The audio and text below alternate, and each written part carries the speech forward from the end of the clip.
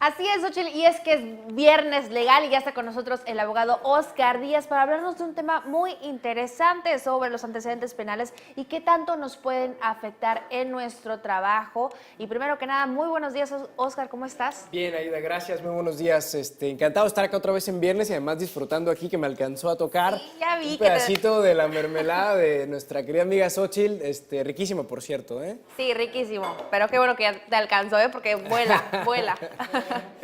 Sí, Aida, hoy para platicar de este tema de los antecedentes penales que efectivamente pueden llegar a ser un dolor de cabeza para muchas personas que, pues por alguna circunstancia de vida se ven afectados por tenerlos, ¿no?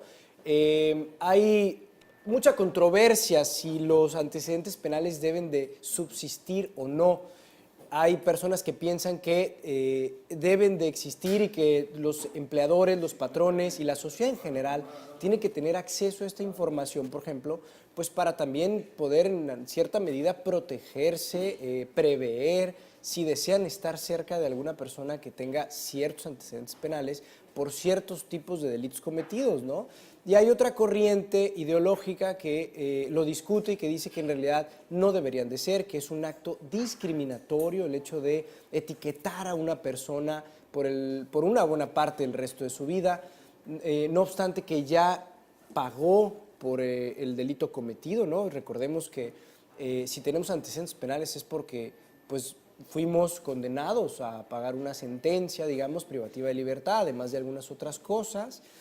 Y bueno, seguramente esa parte de la deuda ya se pagó. ¿Por qué seguir con este estigma andando por la vida, ¿no? Claro, Este ¿no? estigma que nos dificulta las posibilidades de seguir adelante con nuestra vida de manera normal. Así es, ¿no? Y es algo que en definitiva te afecta, ¿no? Porque ya lo pagaste, ya cumpliste tus años de servicio, de lo que sea, de prisión, pero viene el caso, el momento en que decides retomar tu vida, decides iniciar a trabajar otra vez. ¿Qué pasa? Llega el momento, como tú dices, quizás un caso de discriminación, o no, siempre un requisito en los trabajos es, tienes antecedentes penales, sí o no, tu carta, en fin. ¿Qué pasa con estas personas que quizás están preparadas, quizás no están preparadas, pero buscan iniciar su vida laboral nuevamente? ¿Tienen algún tipo de asesoría de parte de los abogados en cuestión, en caso de que no les den la oportunidad laboral? Mira, difícilmente tienen acceso a abogados, son personas que están tratando de reinsertarse en la sociedad, que les ha costado mucho trabajo, de donde vienen, de las experiencias que han tenido, pero que seguramente están buscando, quien honestamente, legítimamente está buscando reinsertarse a la sociedad, difícilmente tiene a la mano, al momento también, la asesoría legal oportuna.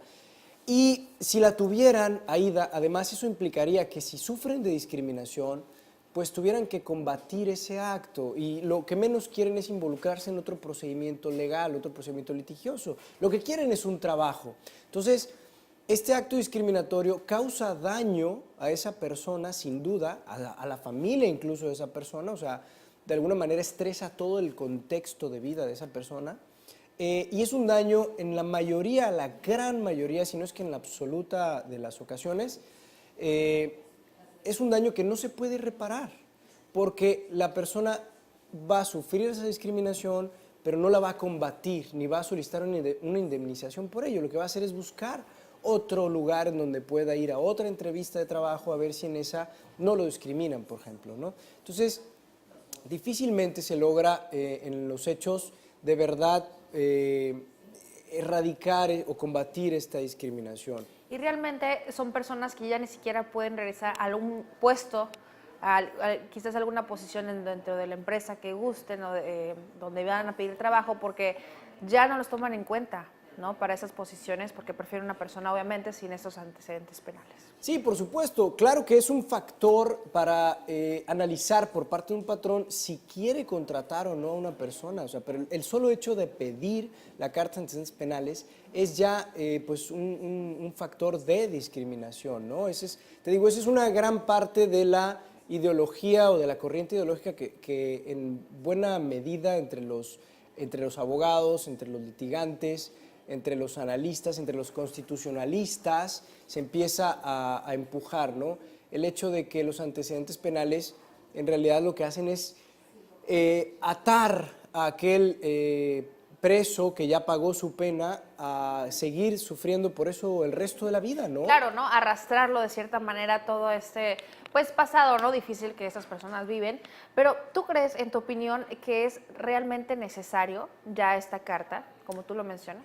Bueno, mira, te digo, en realidad está muy dividida la opinión. Yo creo, recordemos que los antecedentes penales quedan o subsisten. Es una información que maneja el gobierno de los estados o el registro. Sí, es una especie de registro o el Poder Federal. Y esto sucede cuando existe alguien que es condenado por sentencia firme por delitos dolosos, es decir, delitos importantes, intencionales además, ¿no? Esa es la característica. Alguien que atropella por una circunstancia sin querer, bueno, probablemente causó una lesión, probablemente causó algún daño, algún homicidio incluso, pero si no tenía esa intención, pues es un delito culposo y entonces eso no le va a acarrear antecedentes penales. Pero alguien que sí tenía la intención de causar un daño, ese sí va a ser registrado y sí habla de su personalidad, sí habla de lo que en un momento esa persona pensaba, sentía, actuaba, y en razón de eso es que existen los antecedentes penales. Es decir, que pueda haber una especie de criterio a partir de eso para que se pueda determinar por alguien en un futuro, en un momento dado, si se quiere tener una relación o no con esa persona que tiempo atrás pensaba de alguna manera y realizó tal acto, ¿no? Entonces, está muy dividido porque, poniendo un ejemplo muy práctico, ante un homicidio doloso, por ejemplo, alguien que tuvo la intención de asesinar a alguien, imagínate con premeditación, alevosía y ventaja, pues obviamente habrá quien piense que puede reivindicarse, la idea de la cárcel es readaptar socialmente a las personas y entonces habrá quien piense que cuando esa persona salga debería estar lista para poderse insertar otra vez a trabajar, insertar otra vez a la sociedad y no debería venir arrastrando ese estigma.